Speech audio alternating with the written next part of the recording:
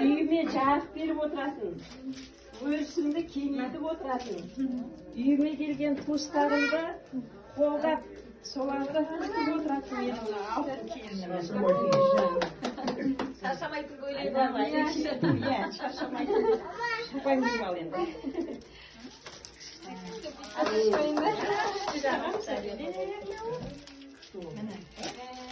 Оттан жарқын, қазаның оттан түспесін. Бесігің ұлғызда көрмейсін жаным. Жарқырап, жайнап, қонақтарыңды күтіп, менен өзі үйренген үлгілеріңді жасап, кейін ұрпақтарға қыздарым рахмет айтып жатыр маған. Былай сөйлесіп тұрамыз ғой. Мама бізді тамаққа шақырады, жақсы деп. Сондай болады. Қара шаңырақ болғаннан кейін бәріне көніп, жаманын жасырып, жақсысын асырып,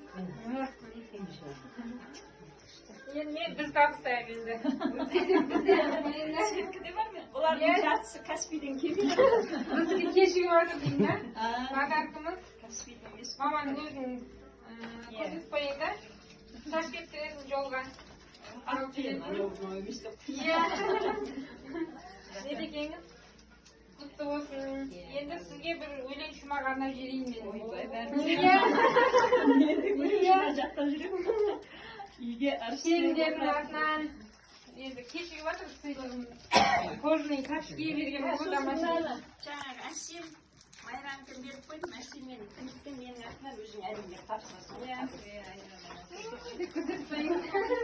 Бәріне бірдей светтен алдым. Өлең шумағын оқып жіберейін. Сіз екінші анамсыз, тілегі нұр.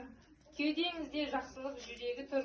Сіздей жанның білдірген қолдауымен жанымызды жадыратып жүреді жыр.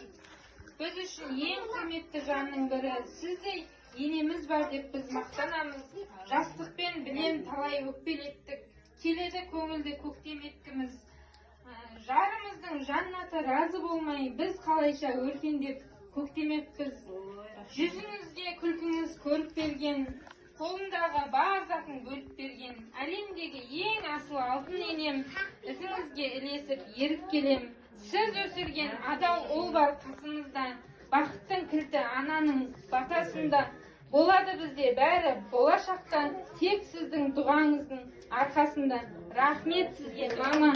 Мерекеңіз құтты болсын. Жақсы көреміз сізді. Жақсы. Рахмет.